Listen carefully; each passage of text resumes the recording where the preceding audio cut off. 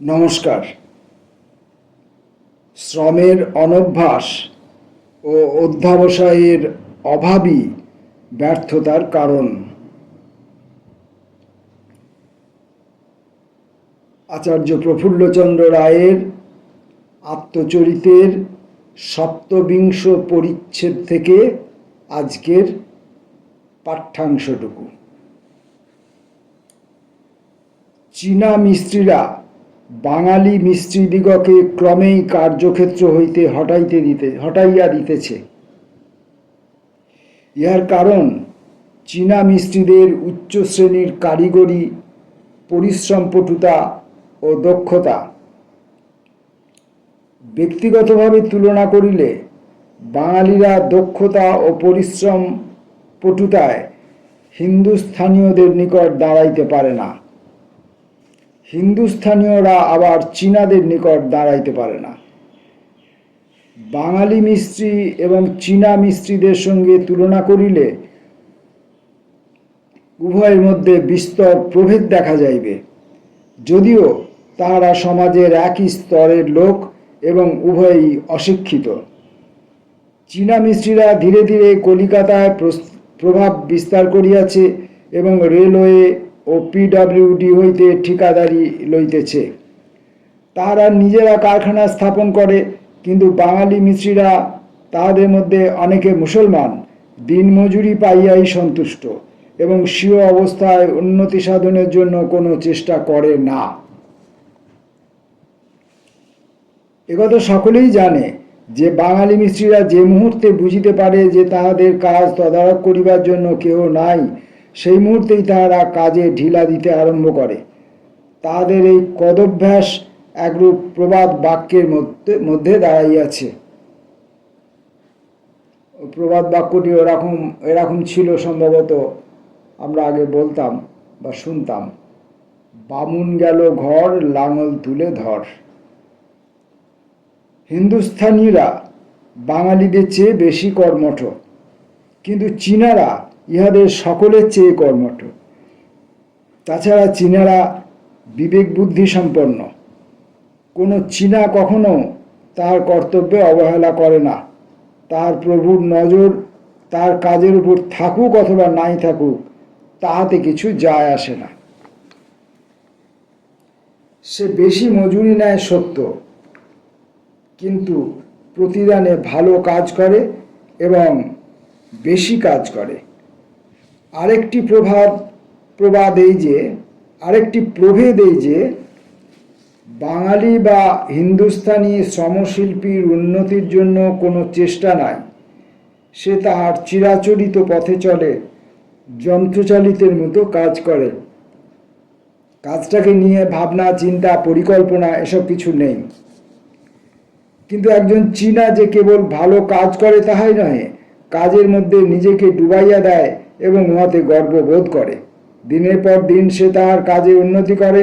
যতদূর সম্ভব তাহার কাজে কোনো ত্রুটি হইতে সে দেয় না। দুর্ভাগ্যক্রমে তাহার চরিত্রে নানা দোষও আছে। আফিম খাওয়ার অভ্যাস সে ক্রমে ত্যাগ করিতেছে বটে, কিন্তু সে এখনও জুয়া খেলায় অত্যন্ত আসক্ত।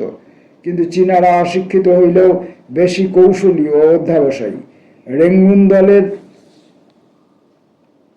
রেঙ্গুন, মালয় উপনিবেশ এবং আমেরিকার প্রশান্ত সাগরের উপকূলে তাহারা নিজেদের বসতি বিস্তার করিয়াছে। প্যারি, আমস্টারডাম, ম্যানচেস্টারেও চীনাদের দেখা যায়। সেখানে তাহারা দোকানদার, শ্রমিক ইত্যাদি রূপে জীবিকা নির্বাহ করে। বস্তুত চীনারা হিমশীতল মেরু প্রদেশেই হোক আর রৌদ্রতপ্ত গ্রীষ্মপ্রধান দেশেই হোক, যে কোনো জলবায়ুর মধ্যে টিকিয়া থাকিতে পারে। পক্ষান্তরে বাঙালি শ্রমশিল্পীদের অধ্যবসায় নাই। এই পরিবর্তনশীল যুগে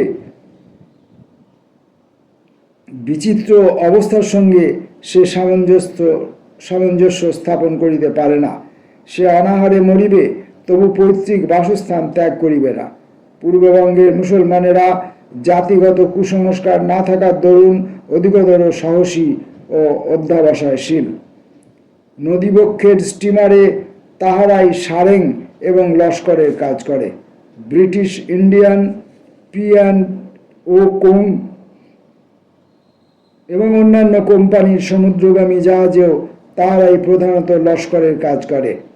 তারা অনেক সময় জনবহুল পৈতৃক বাসস্থান ত্যাগ করিয়া পদ্মার চরে অথবা আসামের জঙ্গলে যাইয়া বসতি করে এবং সেখানে তাহারা প্রচুর ধান ও পাট উৎপন্ন করে। তৎসত্ত্বেও তাহারা চীনাদের সঙ্গে তো দূরের কথা, উত্তর ভারত হইতে আগত হিন্দুস্থানীদের সহিত প্রতিযোগিতায় টিকিতে পারে না। কলিকাতায় ছোট ছোট চামড়ার কারখানা এবং জুতার দোকান সমস্তই চীনা, জাট, মুসলমান এবং হিন্দুস্তানি চামারদের হস্তগত। নিম্নধৃত বিবরণটি হইতে আমার উক্তির সত্যতা বোঝা যাইবে। কলিকাতায় চীনাদের প্রায় 250 জুতার দোকান আছে। উহারা সকলে মিলিয়া প্রায় 8-10 হাজার মুচিকে কাজে খাটায়। প্রচলিত প্রথা এই যে জুতার উপরের অংশ চীনারা তৈরি করে এবং শুকতলা ও গোড়ালি মুচিরা সেলাই করিয়া দেয়। এই কাজে মুচিদের মজুরি সাধারণত দৈনিক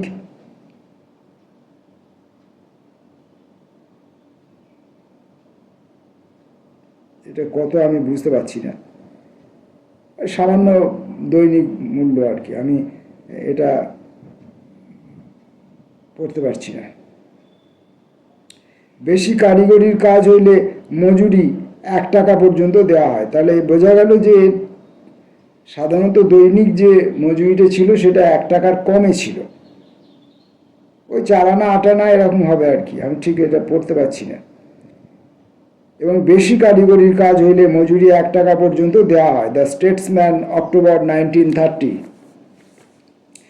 মুচিদের সংখ্যা যদি গড়ে 9000 এবং প্রত্যেক মজুরি দৈনিক 13 আনা ধরা যায়, তাহলে মুচিদের আয় বৎসরে 26 লক্ষ টাকা দাঁড়ায়।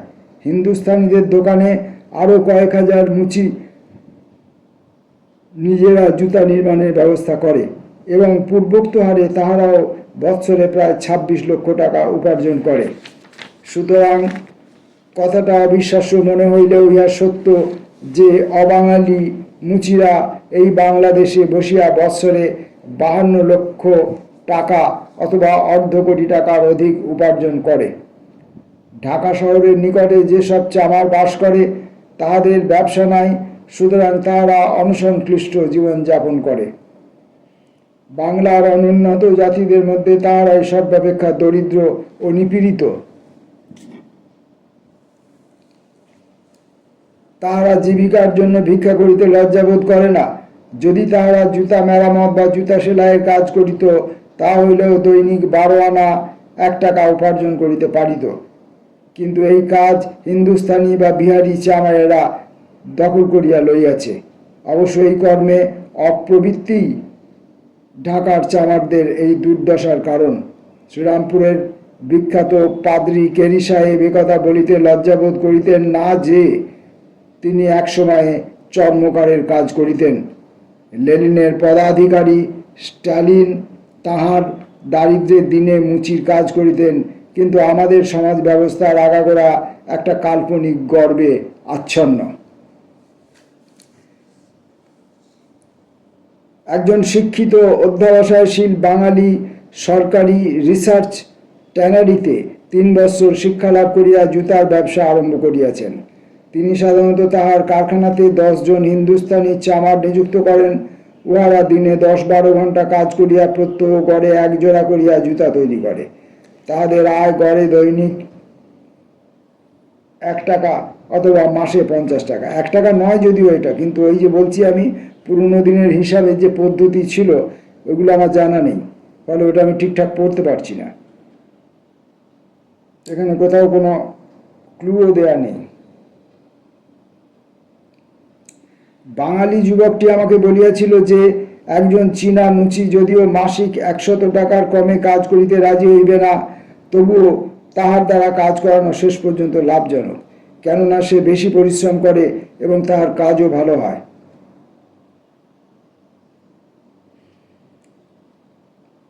চীনারা মৌমাছিদের মতো পরিশ্রমী।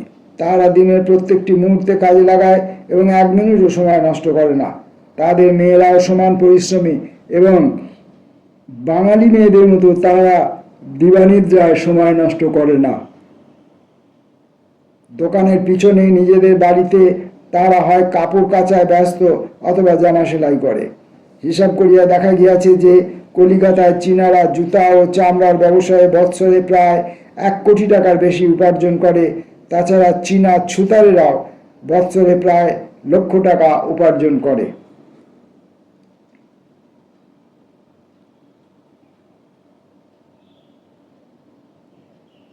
পড়ছিলাম বিজ্ঞানী প্রফুল্লচন্দ্র রায়ের আত্মচরিতের ৭বিংশ পরিচ্ছেদ। অধ্যাবসায় ও উদ্যমের অভাব ব্যর্থতার কারণ। আমি যখন প্রথম কলিকাতায় আসি তখন সমস্ত মশলা ব্যবসায়ীরা বাঙালি ছিল। জুতা, চর্ম ইত্যাদি ছেড়ে এবার আমরা মশলায় ঢুকছি আচার্যের হাত ধরে। আমি যখন প্রথম কলিকাতায় আসি তখন সমস্ত মশলা ব্যবসায়ীরা বাঙালি ছিল। এখন গুজরাটিরা এই ব্যবসায় বাঙালিদের হাত হইতে কাড়িয়া লইয়াছে। আরেকটি দৃষ্টান্ত দেওয়া যাক।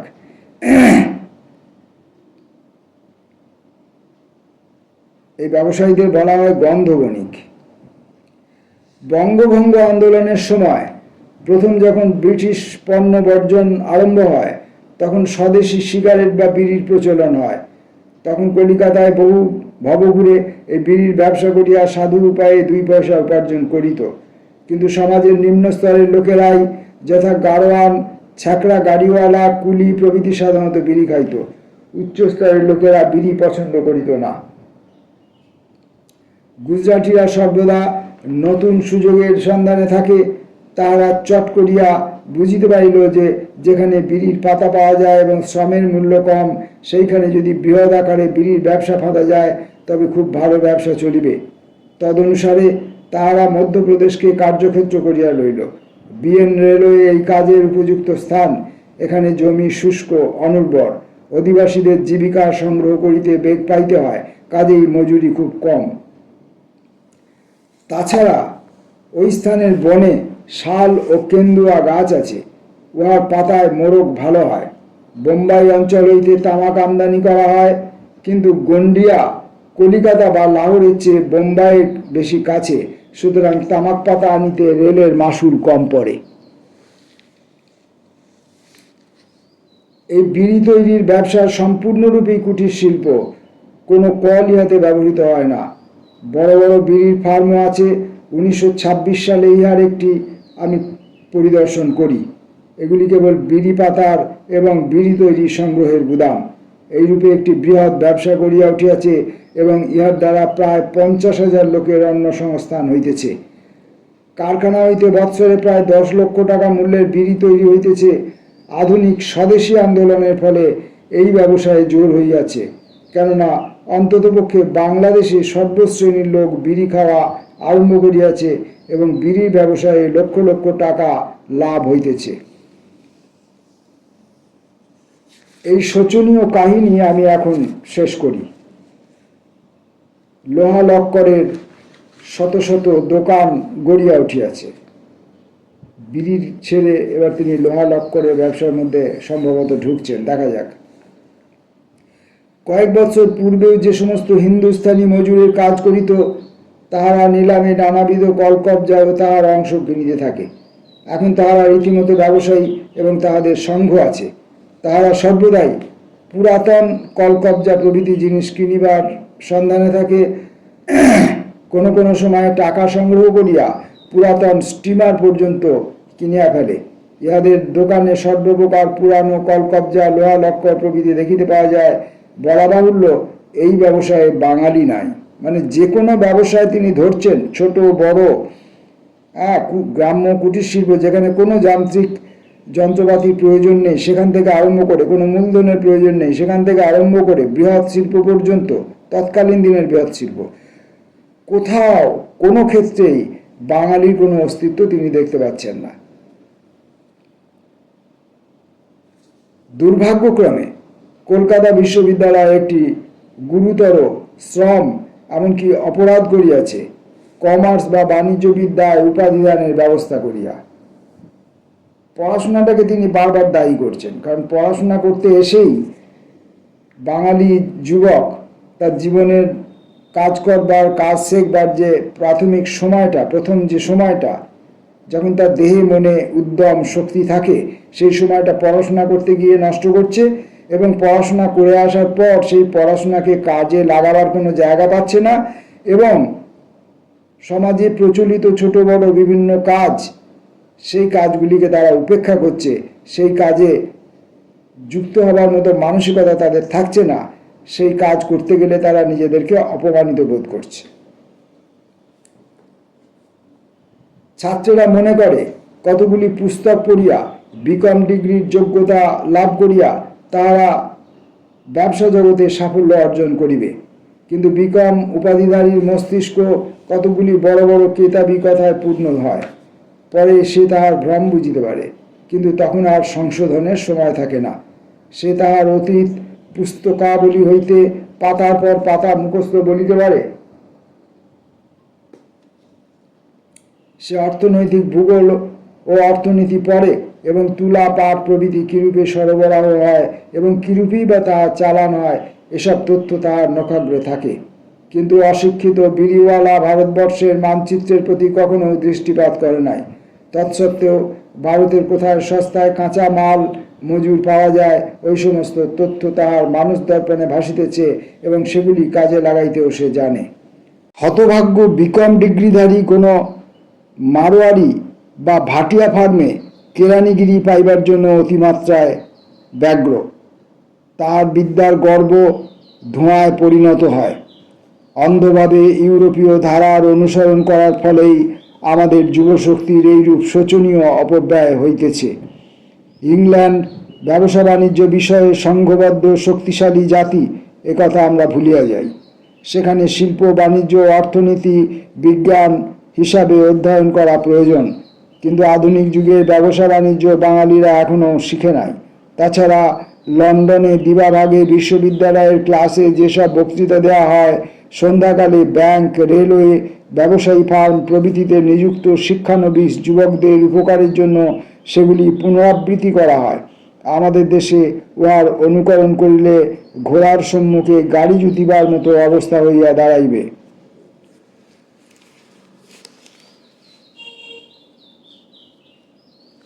পূর্ববর্তী এক অধ্যায়ে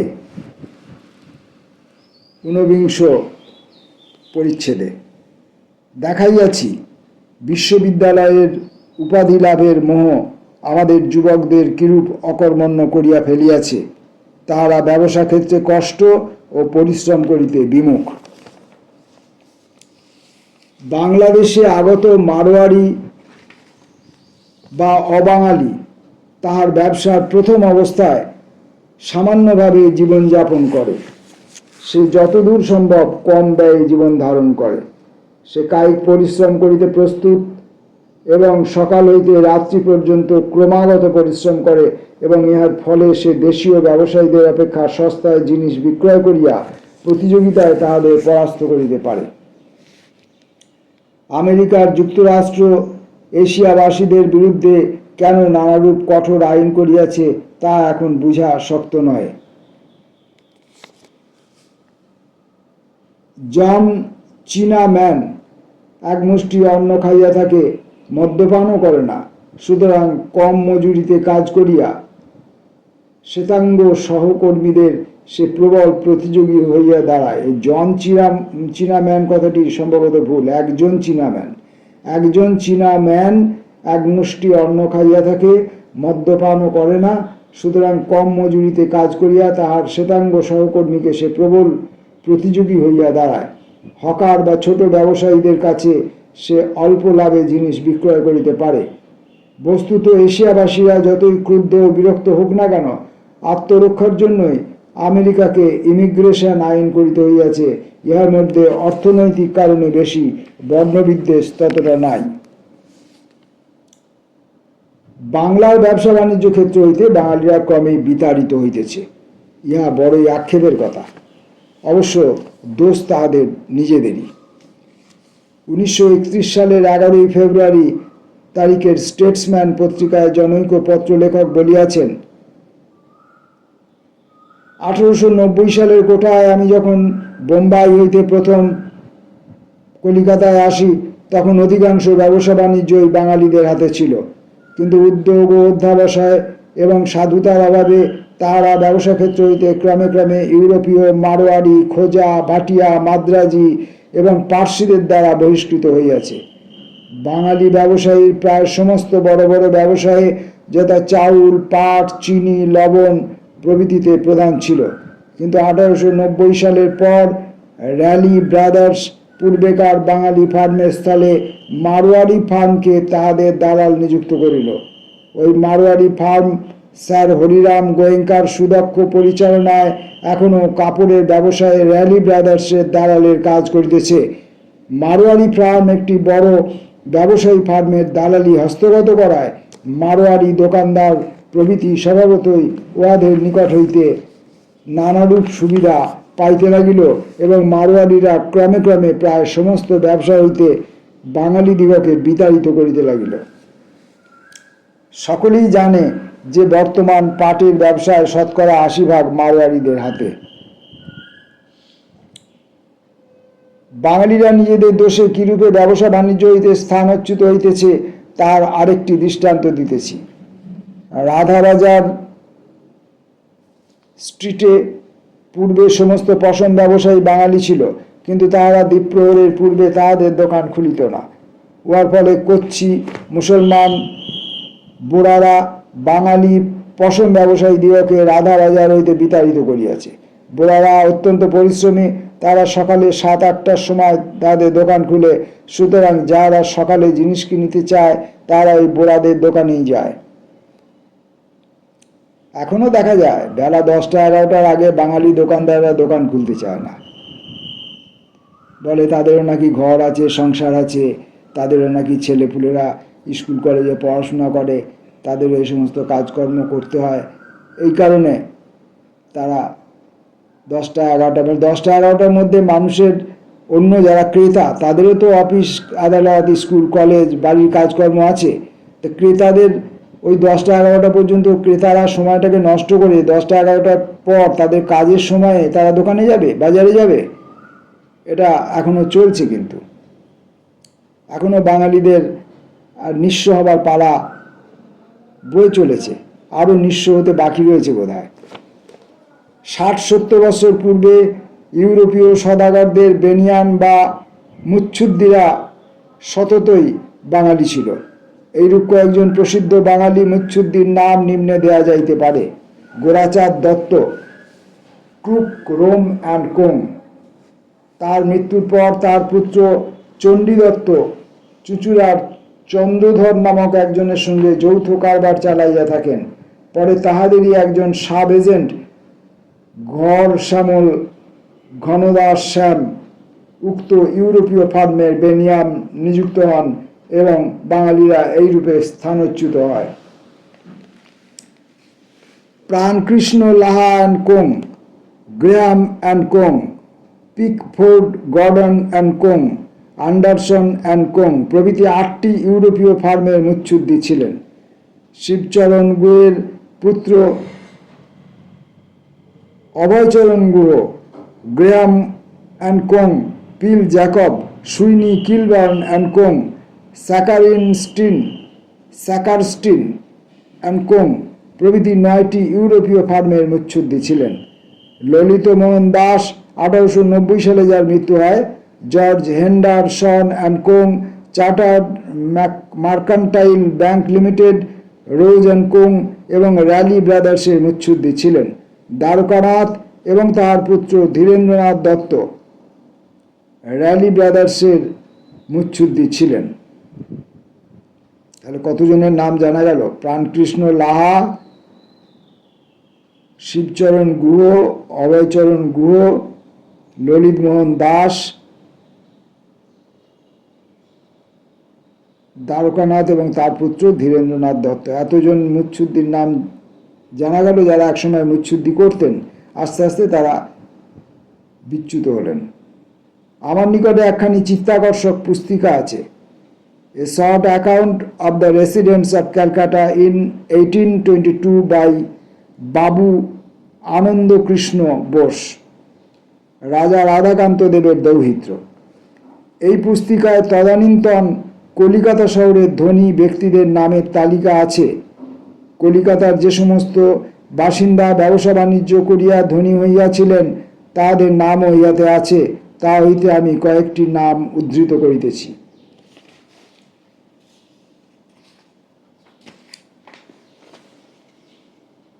বৈষ্ণব দাস শেঠ, তিনি কলিকাতার একজন প্রাচীন অধিবাসী, সাধু প্রকৃতি, সম্ভ্রান্ত এবং ধনী ছিলেন।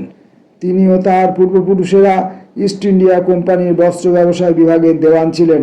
কলিকাতার সমস্ত শেঠ ও বসাকেরা তাহার আত্মীয় কুটুম্ব।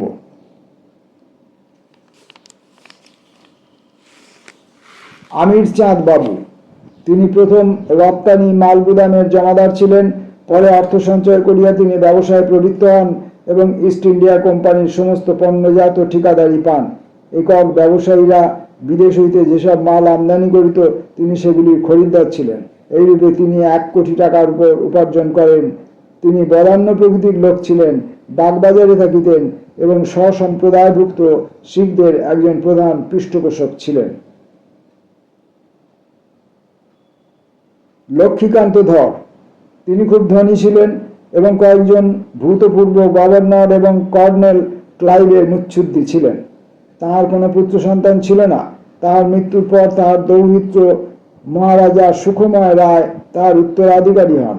সুখময় রায় মার্কুইস অব ওয়েলেসলির সময় রাজা উপাধি পান। তিনি ব্যাংক অফ বেঙ্গলের একজন ডিরেক্টরও ছিলেন। শোভারাম বসাক, ইনি বড়বাজারের একজন ধনী অধিবাসী। ইস্ট ইন্ডিয়া কোম্পানির নিকট কাপড়ের বিক্রেতা ছিলেন এবং আরও নানারূপ ব্যবসা করিতেন। রামদুলাল দে সরকার, তিনি প্রথমে মদন মোহন দত্তের চাকরি করিতেন, পরে মেসার্স ফেয়ারলি অ্যান্ড কোং এবং আমেরিকা দেশীয় কাপ্তানদের চাকরি করিয়া এবং নিজে ব্যবসা করিয়া প্রচুর ঐশ্বর্য সঞ্চয় করেন। সুতানুটি সিমলায় থাকিতেন।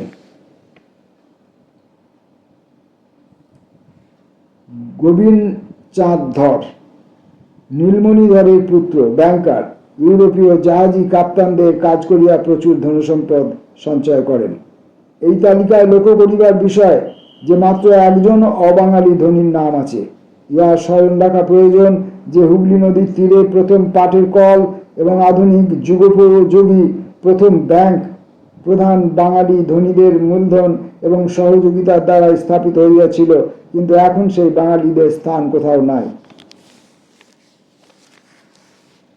জর্জ অকল্যান্ড হুগলি নদীর তীরে প্রথম পাটের সুতা বোনার কল স্থাপন করেন।